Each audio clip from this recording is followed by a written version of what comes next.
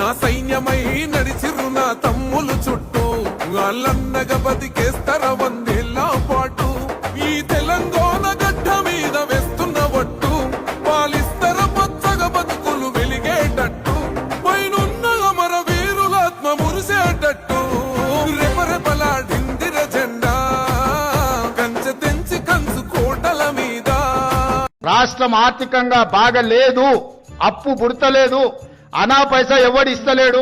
ఎవరినైనా కలవడానికి పోతే బ్యాంకర్లు దొంగలను చూసినట్టు చూస్తున్నారు తెలంగాణ రాష్ట్ర ప్రతినిధులను. ఎవడు ఢిల్లీకి పోతే అపాయింట్మెంట్ కూడా ఇస్తలేడు, వీడు వస్తే చెప్పులు కూడా ఎత్తుకపోతాడేమో అన్నట్టుగా. ఎక్కడ పోయినా దొంగలాగా చూస్తున్నారు అంటున్నాడు ముఖ్యమంత్రి. మరి దొంగను దొంగలెక్క కాకపోతే ఎట్లా చూస్తారు? దొంగను దొంగలెక్కనే చూస్తారు. నోట్ల కట్టలతో దొరికిపోయిన దొంగను ఖచ్చితంగా దొంగనే అంటారు, దొంగనే చూస్తారు. ఒక విశ్వసనీయత లేని ఓటుకు నోటు దొంగను కాంగ్రెస్ అనే ఒక ఎర్రి పార్టీ గుడ్డిగా నమ్మి సీఎం చేసింది, కానీ ఖచ్చితంగా దేశంలో మిగతా ఎవరు మాత్రం నమ్ముతలేరు. మోసగాళ్లను దొంగలను దొంగలే అంటారు ముఖ్యమంత్రి గారు.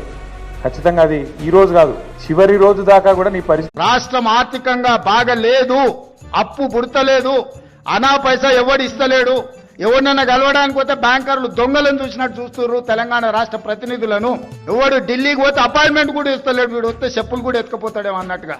ఎక్కడ పోయినా దొంగలాగా చూస్తున్నారు అంటున్నాడు ముఖ్యమంత్రి. మరి దొంగను దొంగలెక్క కాకపోతే ఎట్లా చూస్తారు? దొంగను దొంగలెక్కనే చూస్తారు. నోట్ల కట్టలతో దొరికిపోయిన దొంగను ఖచ్చితంగా దొంగనే అంటారు, దొంగనే చూస్తారు. ఒక విశ్వసనీయత లేని ఓటుకు నోటు దొంగను కాంగ్రెస్ అనే ఒక ఎర్రి పార్టీ గుడ్డిగా నమ్మి సీఎం చేసింది, కానీ ఖచ్చితంగా దేశంలో మిగతా ఎవరు మాత్రం నమ్ముతలేరు. మోసగాళ్లను దొంగలను దొంగలే అంటారు ముఖ్యమంత్రి గారు. ఖచ్చితంగా అది ఈ రోజు కాదు, చివరి రోజు దాకా కూడా నీ పరిస్థితి.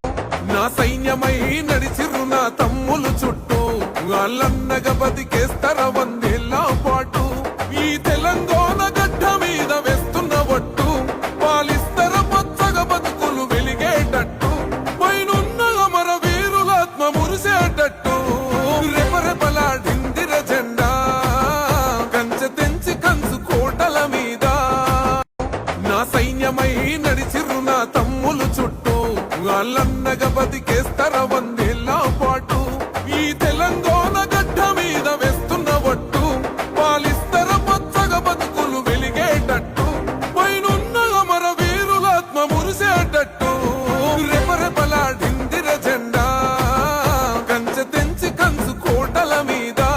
రాష్ట్రం ఆర్థికంగా బాగలేదు, అప్పు పుడతలేదు, అనా పైసా ఎవడు ఇస్తలేడు. ఎవరినైనా కలవడానికి పోతే బ్యాంకర్లు దొంగలను చూసినట్టు చూస్తున్నారు తెలంగాణ రాష్ట్ర ప్రతినిధులను.